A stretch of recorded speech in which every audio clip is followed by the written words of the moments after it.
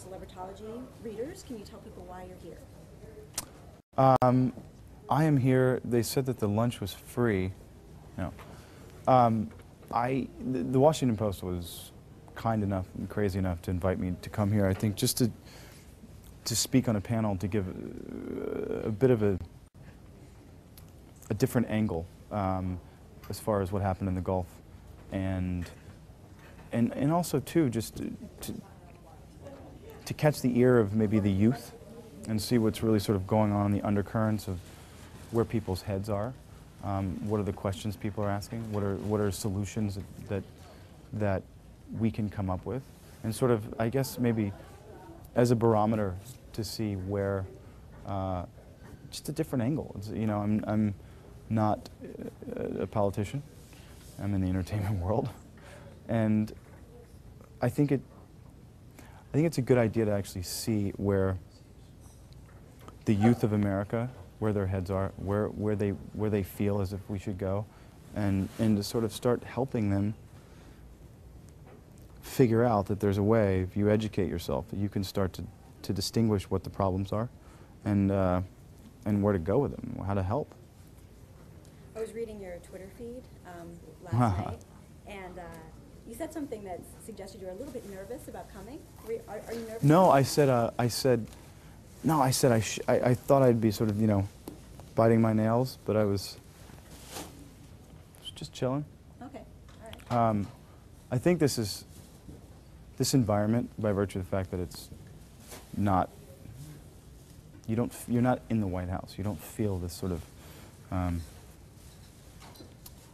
this large space in which is so compacted with energy and political energy and things that I may not know about.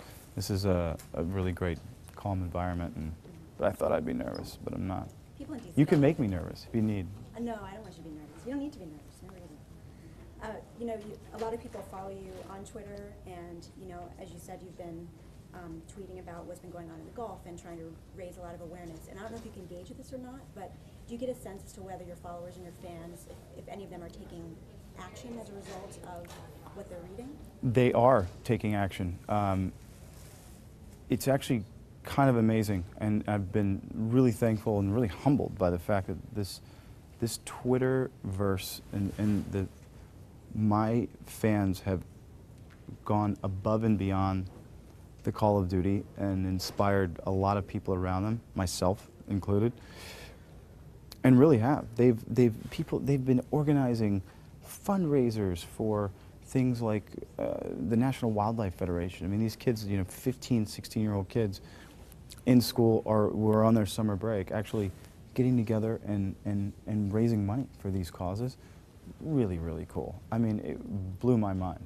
And so I thank them in a huge way. So yeah, they are. They're mobilizing and they're figuring out and they're talking, and that's the important thing. You know, people are talking about what happened, how they could help, how to fix it, long-term solutions of sort of how to shy away from ever having that happen again. It's really powerful. I mean, it's unbelievable in this sort of Twitter, Facebook world in which we live in now. I mean, the share of information, the share of a single thought, the fact that you know, 1 million people could see that within less than an hour of it happening.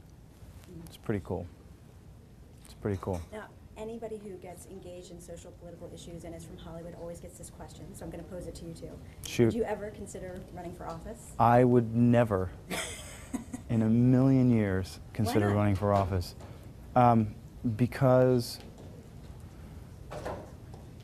why would I, you know, because I love this side of it. I love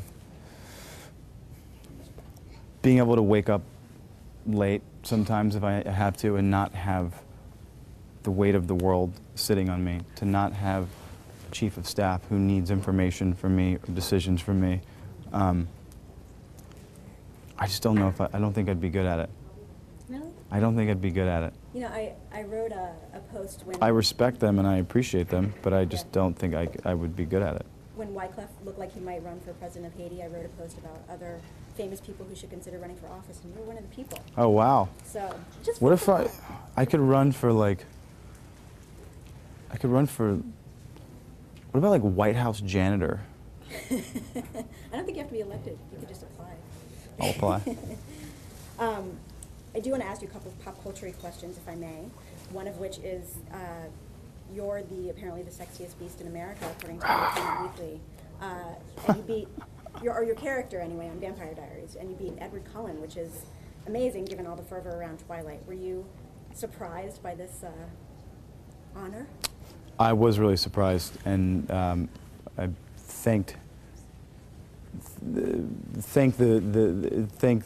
powers that be at Entertainment Weekly and all the fans, and wanted to come up with something cool, like I'd sent out some cool subliminal message to make people do it. But it was really funny. It was awesome. I walk around set now just growling at people.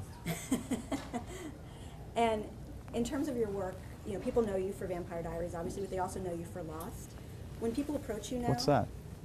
It was a show you were on. Oh yeah, that show.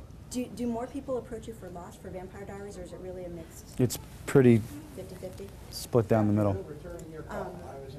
When the finale for Lost aired, obviously it was there were some different reactions to it. Some people really loved it. Some people were a little angry because they wanted more answers.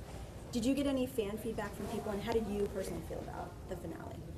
You know, I mean, it's one of those things that's very difficult to satiate everyone's thirst for this sort of idea that they have of how things should end.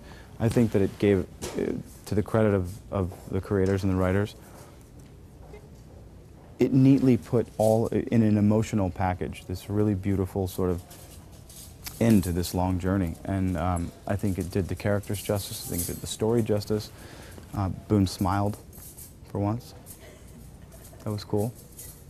And you know, again, it's one of those things. It's all so subjective. It's so subjective. It's, you know, you hear a line come out of someone's mouth, it's totally up for interpretation. But I think they wrap it up beautifully. Yeah, especially on that show, everything's always up for interpretation. Yeah, yeah.